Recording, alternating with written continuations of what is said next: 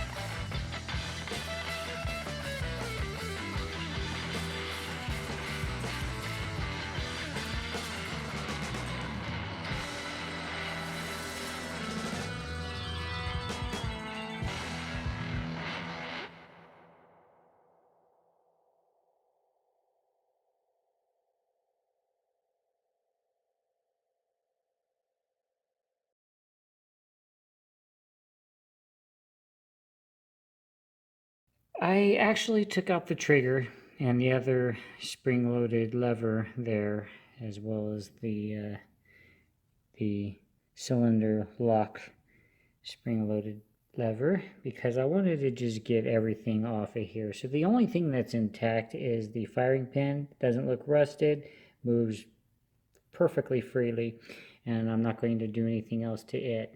But the barrel turned out actually pretty good. I'm going to go ahead and soak it overnight and let it go. After I paused the video, I started working on it a little longer. I wanted to see how those cylinders came out with just a little bit of soaking and scrubbing. And the cylinder actually turned out pretty nice as well. Let me reposition this light here. I don't know if I can get it on camera, but right there, that's how much. Can't speak tonight, kind of tired after work. But anyway, that's about how much the entire cylinder looks down where the rounds sit. At the very tip, there's just a little bit of rust left in there, right where it was exposed. But I'm going to go ahead and respray everything, soak it down one more time, and let it set overnight. And with it sitting overnight, hopefully it will pull the rest of the rust out. Otherwise, the cylinder looks good. The gun might need to be reblued. I might be scratches on it. Nothing that I put on it. There's some wear marks up at the barrel and everything right about there. So it would look better blued. But if it's just going to be slid in a holster and thrown in her purse, she may be okay with the beat up gun. But I want to do one more thing. I want to clean up the grips before I go in for the night. And I want to show those to you guys real quick. Let me get them out. They look pale and like crap here, right? Okay. I'm going to clean up one of them, and I'm going to show you the difference when I get done. Okay? All right. Be right back. The battery's dead, so I can't record me doing it. Thank you. All right, look at the difference that a little bit of TLC made. And what all that pale stuff is, it's dirt and grime, and being in a lady's purse, I would imagine that would be makeup and things like that. So that only took me about a minute and a half to clean. And if I worked out a little bit more, I'd get in those stiflings there a little bit more and get some of that texture clean, a little cleaner. But for the most part, that is absolutely wonderful. When this gun is done, it's going to be back together, and it's actually going to look like a functional firearm. And I'm going to take it out in a few days, and I'm going to fire it. I've already made my mind up. The barrel looks good enough. Once it's back together and ready to go, I'm going to go ahead and take it out to the range and see about firing it off. Okay guys, we're back today. It's been roughly 24 hours, maybe a little less, but I have went through and I have completely gone through the cylinder, and although there's a little bit of rust residue left in here, call that good for right now. I think heating up the gun out the range is going to do some good. I've got the barrel, the most worrisome part. There's a little bit, I mean just a tiny bit of pitting in the middle of the riflings, and everything else looks really good. So I'm going to go ahead and start assembling the inside. I'm going to start with the trigger group here.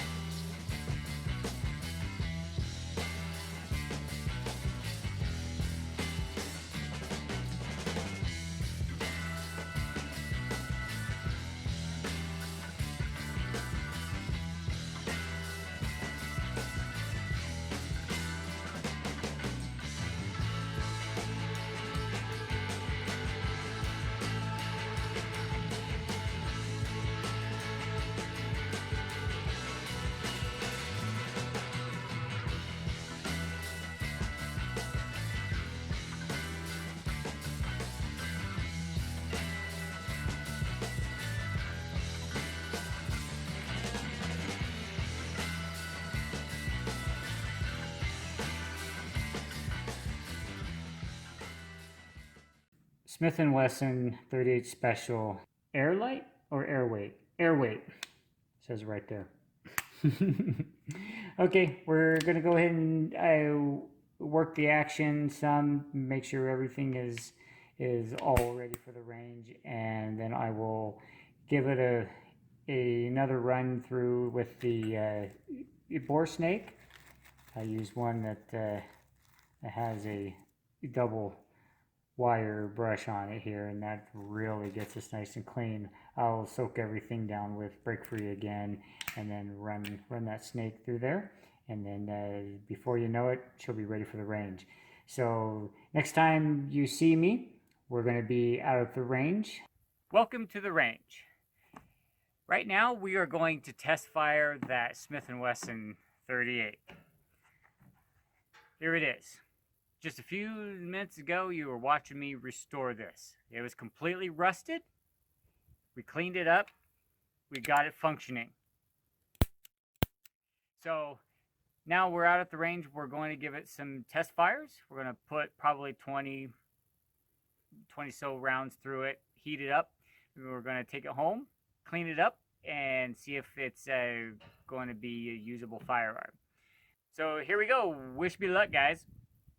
Are you ready, Kyler? Kyler? Okay, we're going to go ahead and load up 5 rounds. This is a 5-round 38 special. I'm going to go ahead and load up 5 rounds. I feel adventurous. Okay, locked and loaded. Ears and eyes on. All right, we're going to slow fire 5 rounds, center mass. See how accurate it is. Are you guys ready? You ready, Kyler? Yeah.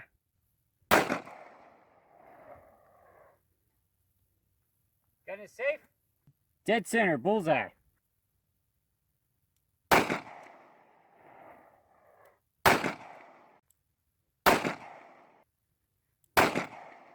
All right, all 5 of them shot. Shot fairly accurate. We're going to load up 5 more and give it some more heat.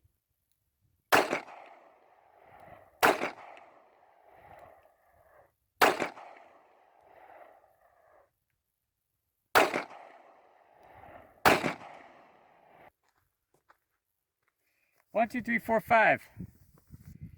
Great grouping. Now that I'm not afraid to blow my hand apart, I was actually able to concentrate on aiming. So far, this gun is shooting just fine. So far, I see nothing wrong with it. I'm excited about this. The cylinder's getting hot. The barrel's starting to get warm. We're going to go ahead and keep firing some rounds through it until it either blows up or I'm satisfied. Because remember, this gun's got to go back to a mother of 2, and she needs to be able to protect her family. So we're going to go ahead and give it a good test and make sure that we give her a gun back that is safe. Okay, so far I've shot about 20 rounds through it, and I've got 5 more loaded, and we're going to go ahead and shoot 5 more. I'm going to do it at a fast pace. I'm going to heat it up one more time with 5 rounds, and then we'll probably go ahead and put it away. I think it tested just fine. It's going to be a reliable firearm as long as I clean it up and there's no major issues after that.